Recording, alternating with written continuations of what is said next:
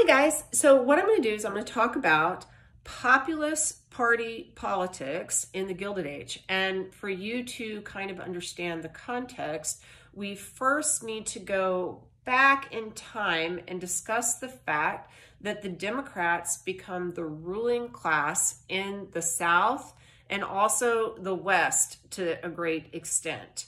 Why is that? Well, during Reconstruction, there were Republicans who were in office in the South, but as gradually you have more and more white voters get the ballot back, they're really angry and they don't like Republicans at all, and they will vote those guys out of office and they will be yellow dog Democrats.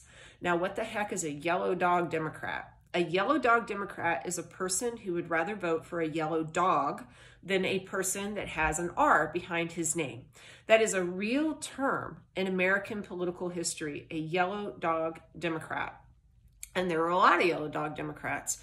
But the problem is, when you have one party rule, are the constituents' needs always addressed, or can they be taken for granted? You can be taken for granted, and various groups felt as if they were. As we move along after the Civil War into the Industrial Revolution, one group of people who really feels neglected are farmers. Farmers have lost a lot of social standing. Now that we're moving, like, industrialists are all the rage. We're no longer an agrarian economy. They are poor as dirt. A lot of them are on the homestead, trying on the Great Plains, trying to make a way, and it's super hard. And this is when the Grange starts to get political because of an issue that farmers have with another group. The railroads are having track laid down, as you know, and the railroad owners are super subsidized, but it takes a really long time to build a bunch of railroads. And they have to rebuild in the South as well, because the South was pretty much destroyed after the Civil War. And so if you only have one railroad going through an area, what does that railroad have? It has a monopoly kind of on this supply chain, and they can charge farmers out the yahoo to move their goods from point A to point B, and they do. So farmers are like, guys, you guys have been subsidized, and why? Whoa. And also farmers they hate the fact that the government is using tariffs to help build up the manufacturing sector of the economy. Tariffs that apply to manufactured goods like farming equipment. So farmers have to pay taxes on things that they need, which will help protect an industrialist in the North and they're like, we don't have any, no, they're just very upset. So the Grange starts to act like a lobbying group, and it goes to state houses, and it focuses really on the railroads, and it gets something called Granger laws passed, and these regulate how much railroads can charge farmers. But railroads aren't stupid, so they say to themselves, wait, you know what?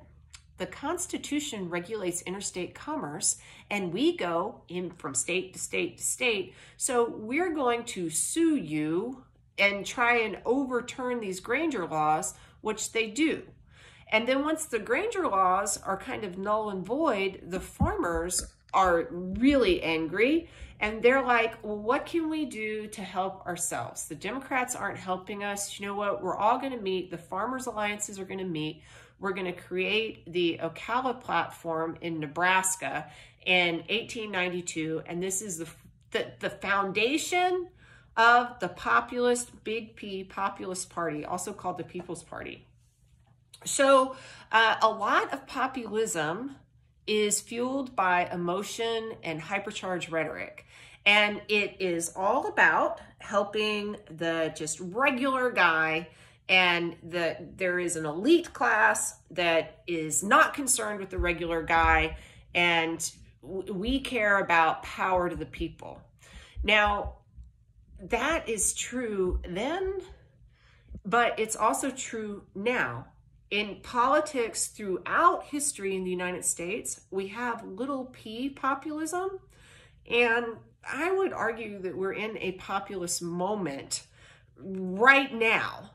And if I were to kind of pick on the two different parties, I would say, and I'm going to pick on both. Let's start with the Republicans, and let me show you some populism at work. Donald Trump is an outsider who is trying to drain the swamp made up of corrupt elites who are always working against him and against the American people. That's populism. Let's go over to the left. Bernie Sanders and Elizabeth Warren, the 99% are held down by the 1%. You've got this tiny number of people who control all the wealth in the country, and it's not you. So that little p populism.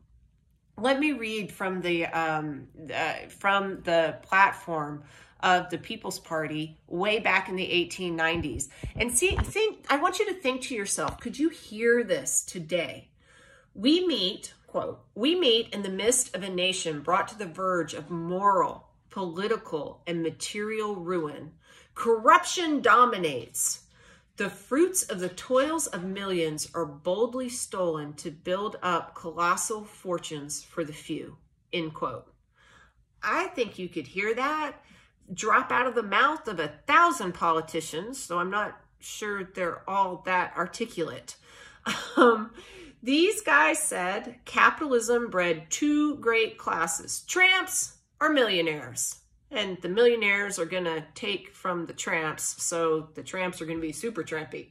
1893, you have a Great Depression that happens, not the Great Depression, but you have a crash that is related to gold.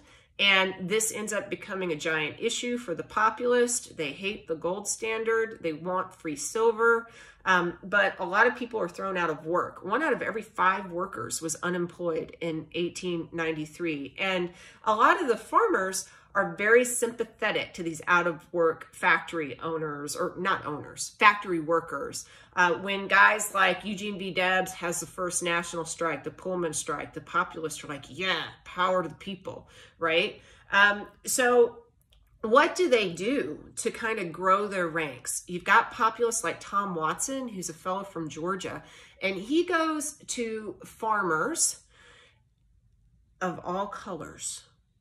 He goes to the white farmers and he says, hey guys, you are poor as dirt.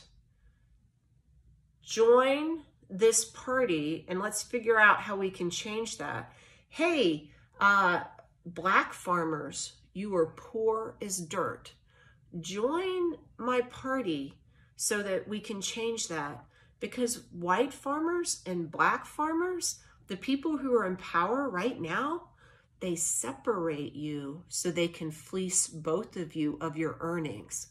They use wedges to divide you so that they can keep you apart and keep them in power. Right? It's hard to argue with that sometimes. So white and black farmers unite, and the Democratic Party feels its power threatened. And this, by the way, is going to help feed Jim Crow, because you want to divide the black and the white so that you can retain your own power. So in 1896, we've got a guy who is going to run as president. His name is William Jennings Bryan. He hated the gold standard. He does not want to be crucified on a cross of gold. You need to read about him. He's going to be an interesting political figure in part in this period because he's going to be nominated by 3 different political parties that all don't trust one another. The Democratic Party is going to have him carry their banner, but so is the Populist Party, and so is the Free Silverite Party. Weird.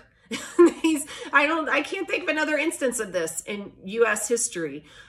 William Jennings Bryan is still going to lose, however, and this is in part because corruption is super rampant in this election, and populists, many of them are black, are going to be physically intimidated when they go to the polls by Democrats who don't want them to vote.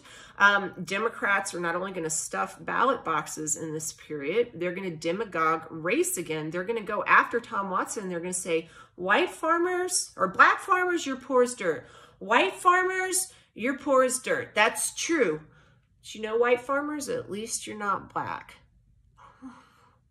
So they're going to divide the farmers, and they're going to put into place all sorts of laws to disenfranchise blacks. And I'm going to tell you, they were freaking awesome at this. In 1896, over 100,000 black men vote in Louisiana. By 1900, fewer than 6,000 did, right? What court case is decided in 1896? Plessy v. Ferguson, right? So you have segregation that is put in place officially. That is truly giving birth to Jim Crow. And despite what John Marshall Harlan said, the great dissenter, what did he say? He said that Plessy v. Ferguson was wrong. He said it was wrong because, quote, our Constitution is colorblind and neither knows nor tolerates classes among citizens. In respect of civil rights, all citizens are equal before the law, end quote. That was in 1896.